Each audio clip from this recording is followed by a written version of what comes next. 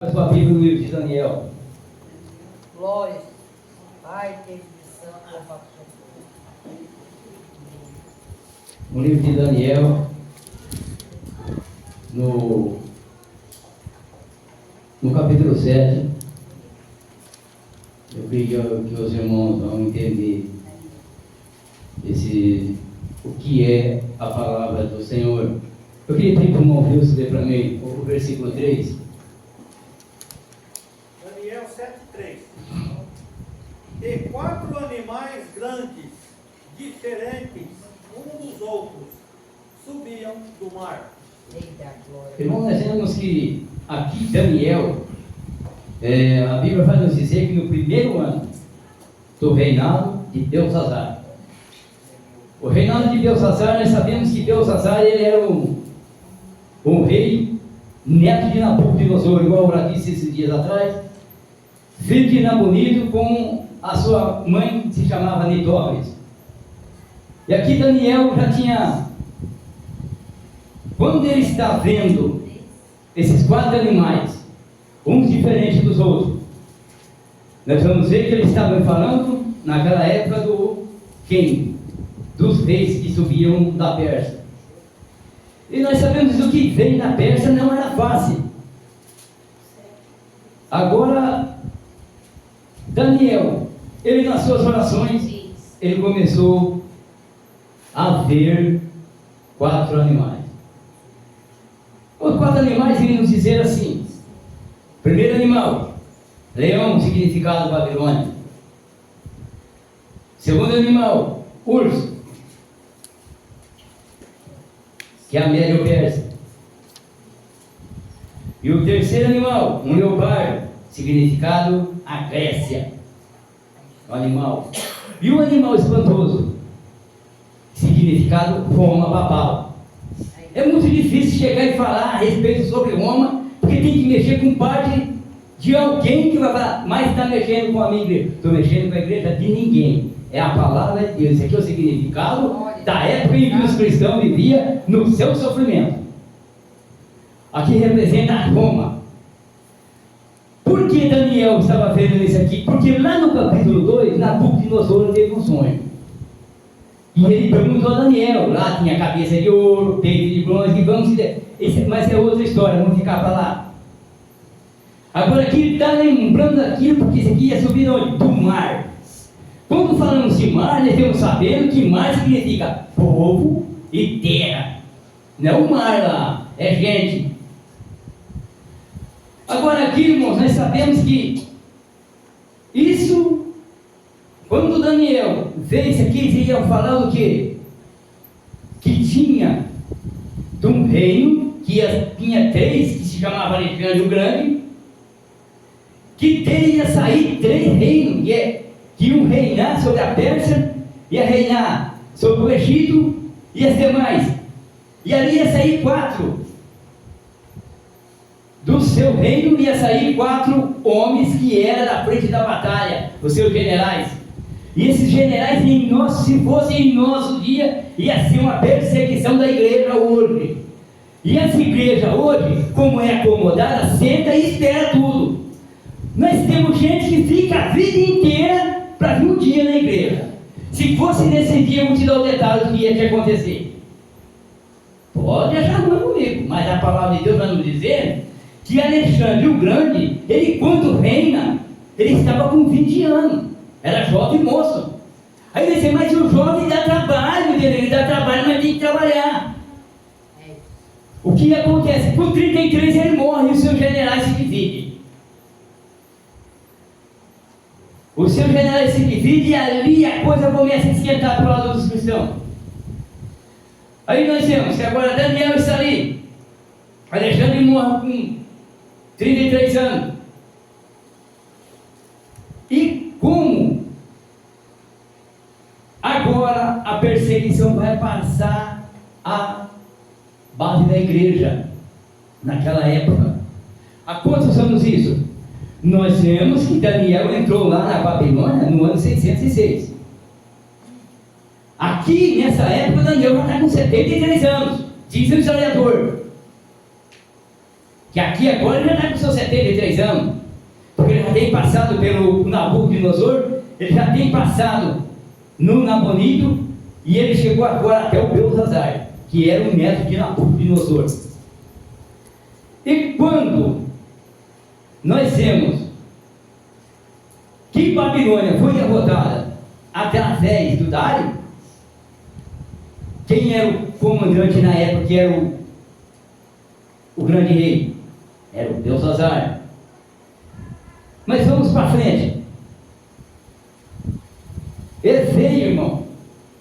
Aí nós temos que os generais, eles se dividem. Aí um vai para o Egito, o outro vai para a Pérsia. E foi aquela disputa. E dali foi nascendo gente dos seus generais e foi morrendo gente.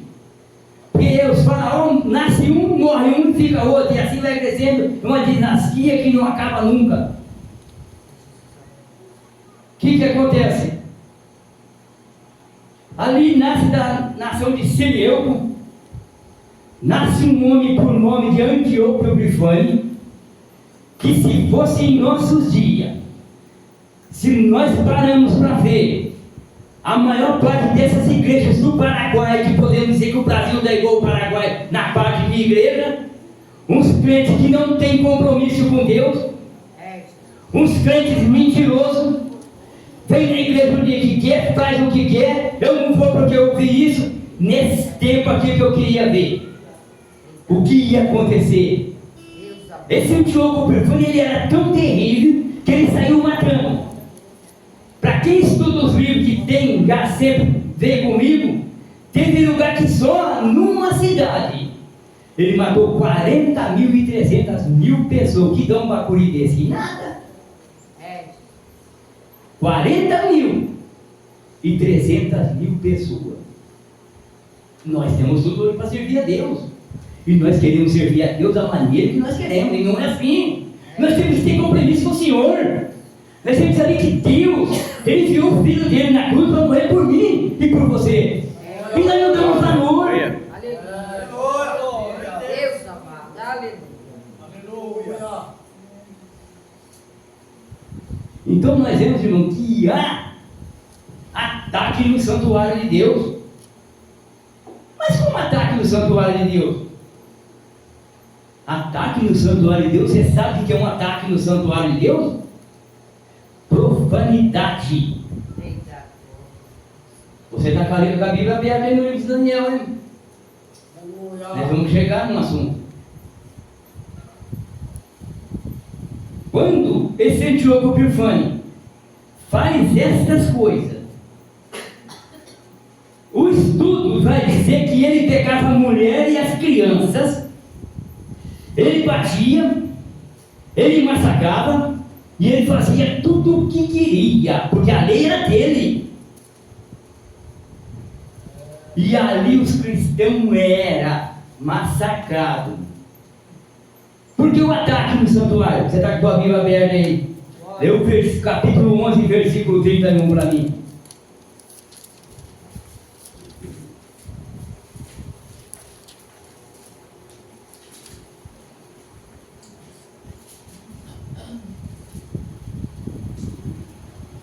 Acharam aí, capítulo 11, versículo 31? E sairão a ele uns braços, que profanarão o santuário e a fortaleza, e tirarão o contínuo sacrifício, estabelecendo a abominação desoladora. Você está entendendo aqui o que esse infame desse homem, ele vai fazer agora? Você tem noção do que é que vai fazer agora? Segundo o escritor Flávio José, ele diz assim, ó: no dia 25 de dezembro de 167, Antíoco Epifânio erigiu um altar, e erigiu que profanasse o santuário de Deus. Você tem noção com o que é que esse infeliz fez isso? Profanou o altar do Senhor? Não tem noção. Nós vamos ver o que é a profanação do altar do Senhor. Nós vemos que é a profanação do altar do Senhor com conversa fiada, com mentira. ele profanou o altar do Senhor com o quê? Ele sabia que os cristãos da época, que nesse tempo era a época que eles conheciam a lei, eles iam no altar do Senhor fazer os holocaustos. E trazia ali os animais para fazer o holocausto em forma do pecador, que era o miserável. Agora tinha que pôr a mão sobre a cabeça de um animal, que talvez um dia eu possa resolver essa parte, que não é o caso, mas é exemplo, que ali é parte de tabernáculo, e tabernáculo é o santuário de Deus. Ali ele põe a mão sobre um carneirinho, um animalzinho. Agora, imagina bem, irmã Marinês, o pecador, um desgraçado, um miserável que nem eu, põe uma criação inocente, tem que pôr a mão naquela criação e confessar: ó, eu pequei, eu adulterei, animal, você vai ser degolado por minha culpa. Nós não temos coragem de aplicar isso nas igrejas, por isso que as igrejas estão indo de mal a pior. Os crentes não têm consideração, porque aqui, eu vou te dar um detalhe de porquê. Ali um animal morria no santuário, e esse maldito homem, Antíoco Epifânio, o que ele fez? Ele matou uma porca, coisa que o judeu detesta é porco, porque o porco está no mandamento que ele é imundo. Come porco quem quiser, mas é imundo. O que ele fez? Ele profanou o altar do Senhor com o sangue da porca. E nós ficamos olhando aqui. Isso aqui sabe quando foi? No dia 25 de dezembro, que é o Natal que nós festejamos. Eu comi uma carninha de porco. Você está indo ao blasfema com Deus. Aplica, faça isso quem quiser, velho. Eu estou aprendendo dessa forma. E aqui, ele matou a porca, jogou o sangue, como era espergido o sangue na época da Deus do santuário, ele fez a mesma coisa. Esse maldiçoado no ano 160 antes de Cristo. E você pensa que para por aí? Isso aqui não para por aí não. Isso aqui chegou até Herodes. Aí vai dizer, Herodes matou aquelas crianças. Não, Herodes matou muito mais. Entra na história de Flávio Josefo, que você vai ver que ali foi muito mais. Não foi só aquelas criancinhas daquela época não. E o que mais? Chegou até a Nero. A Nero pôs fogo na cidade e culpou os cristãos. O que ele fazia? Incendiava os postos e ponhava os crentes lá. Se em nossos dias hoje, que nem eu já disse, esses crentes que vêm da capital da Moamba, ia tudo ser o quê? Cada parte de Nero perdia a salvação. Agora o que acontece? Ele profanou. O que ele fez? Tirou o costume dos cultos normais dos cristãos da época que adorava a Deus no santuário. Aí ele pôs a lei dele. O que ele fez? Pegava os jovens e ponhava para adulterar em cima do altar, onde era o altar do Senhor. Você imagina só como é que pode uma coisa dessa? Você tem noção? E hoje nós não temos coragem de dar valor às coisas que Deus tem feito, para que nós venhamos glorificar o nome do Senhor. Nós temos o dia que nós quisermos, não tem nada com a vida de ninguém. Eu estou falando por mim, porque antes eu era um miserável e andava na rua, fazendo todas as anarquias que o mundo oferecia. Todo mundo me conhece, sabe que eu não fui santo. Você está pensando que ficava só nisso? Ali diz que tinha mulheres com as suas crianças, o que ele fazia? Ele pregava, ponhava as crianças diante das mães, e ali a mãe tinha que ver sacrificar os filhos pequenos diante do maldito do homem daquele. Você está pensando que você ia viver a vidinha que você deve hoje aqui? Na recaria, que está com teu marido para lá, andando para cá? Não, o que ele fazia? Eu já disse que ele matou 40.300 pessoas. Que cidade de bagulho é isso aí? Ele saía caçando quem era cristão. Para ele o que? Para ele escarnecer em cima dessa vida. Irmão, nós temos tudo hoje para servir o Senhor. Ali ele já ia caçando. Quem é crente? Esses crentes disfarçados dentro das suas casas hoje, que ia morrer. Aí eu não queria dizer, não, vou passar, você não vai passar do meu lado nada. Você vai morrer. Você tem filha? Tem. Vem aqui. Ela vai ser estrupada aqui, a tua mulher vai ser estrupada aqui. Não ignore o que eu estou falando, porque coisas piores você vê por aí da risada. Isso é a realidade, que ninguém gosta de aplicar na igreja. Ele escandalizava se for uma marinete por irmão, com uma comparação, ia catar ela diante dele, ia fazer as barbáries e não tinha como fazer nada, porque mesmo assim ia morrer. Ali nós temos na história que a mulher, o homem ia apanhar um tanto. Além de ser estuprada, o homem tinha que apanhar, a mulher ia apanhar, o filho ia apanhar e ia morrer do jeito que eles queriam. E nós não temos coragem hoje, irmão, de ir para a igreja agradecer a Deus por nos dar esse livramento. Você está achando que é fácil? Então é difícil aplicar na igreja esses negócios, porque ele está fazendo escândalo, mas é a realidade. Ninguém ia dar de boa igual nós andamos hoje nas nossas mentiras por aí. Você não tem noção do que mais ia acontecer nas vidas desses cristãos. Chegou até Herodes, ele, só numa pancada ele comprou 12.000 pessoas, escravos. 7.000 ele levou para os cativeiros. Fizeram, diz os Flávio José na história, que eles disseram andar, pegar um grupo dos mais velhos para um canto e fazer os mais novos caminhar 8 quilômetros. Aí ele diz: espera que você vai ficar numa boa. Você imagina na mão de um carrasco desse que vai ficar numa boa. Não tem ninguém que vai ficar numa boa. Ali eles fizeram aqueles mais novos andar 8 quilômetros. O que acontece? Quando ele chega de volta, ali já tinham matado todas aquelas pessoas. O que eles fizeram? Encorrentaram 6.000 e venderam 6.000 para escravo. Seja a pessoa, além de encorrentar, apanhar, matou aquele povo. Diz a história que no lugar que foi matado o povo, se fosse uma piscina, dava para nós tomar banho. E nós temos que ter um pouco mais de consideração pelo nosso Deus. Da qual nós não temos. Eu digo por mim. Eu disse para o irmão Wilson que eu fiquei envergonhado comigo mesmo. Eu falei aqui ontem, no domingo que era para mim vir para a igreja. Como estava meio frio, né? Já estou velho. Fui lá, jantei, caí na cama, vou dar uma descansada. Acordei meia-noite, quando acordei com uma vergonha de mim mesmo. É brincadeira isso? Uma irresponsabilidade da minha parte. Quando ele faz tudo isso aí, que você não tem noção do que vem para lá. E aí não para. Ele não para. É sempre os judeus têm que ser o alvo de Satanás. Aí quer matar, vai e não para por aí. O que acontece? Nós vemos que quando o general Tito entra do Vespasiano, ele já comprou um punhado. Aquele homem também foi tão terrível, tão satânico, que tem irmãos aqui que sabem muito bem do que eu vou dizer, que ele matou tanta gente. Além dele matar, ele não se contentava.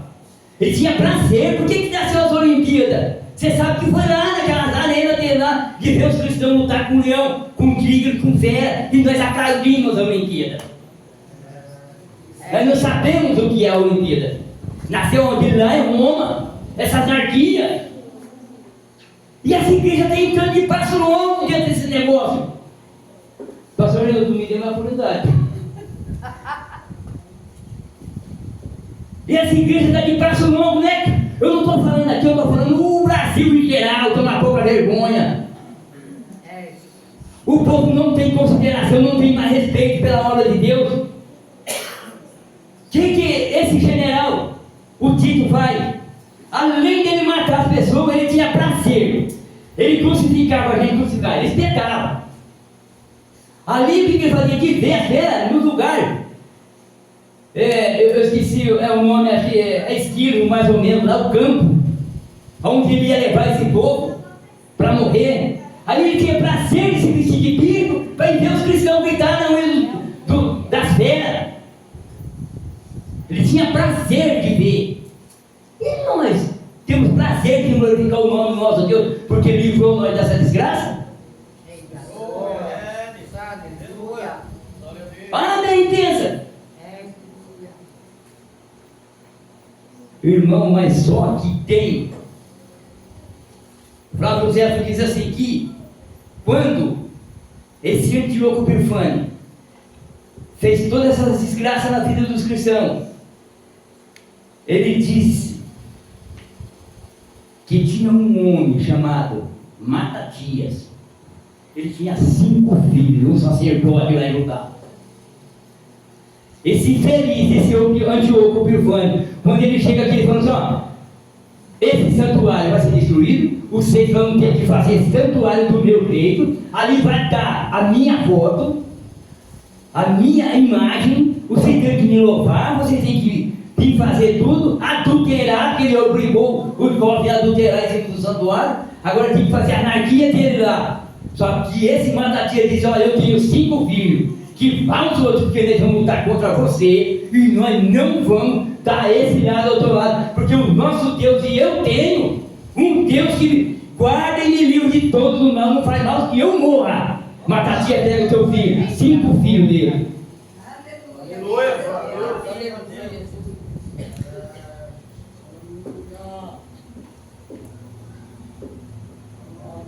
Eu lembro que um nome do filho de Matatias, um se chamava João, outro Simeão, outro Judas Macabeu, Eliezer e Jonatas. Aqui, olha que você pega a Bíblia católica, que eu tenho uma lá em casa, que não tem isso aqui na nossa Bíblia, você vai ver o que é que esses Macabeus fizeram com aquele infame que não valia nada, escravizando os cristãos. Aqui esses Macabeus detonaram a vida dele, mas aí a coisa não para. Nero entrou, fez a desordem, veja lá nos anos 70. Queimou, destruiu. Ainda catou as pedras, levou para Roma, vamos ver, parece que tinha ouro. O negócio dele era ouro. Aqui foi dito pelo irmão Ageu esse dia, eu não sei se alguém prestou atenção, porque a igreja olha que anda meio, sei lá que jeito. Não sei se alguém prestou atenção pela palavra do irmão Ageu, que naquela época os homens rasgavam a mulher e colocavam um gato vivo dentro. Você não acredita? Aqui está o problema. É dessa época de Nero. Lá no Jonas, a mesma coisa, que era na cidade de Nínive.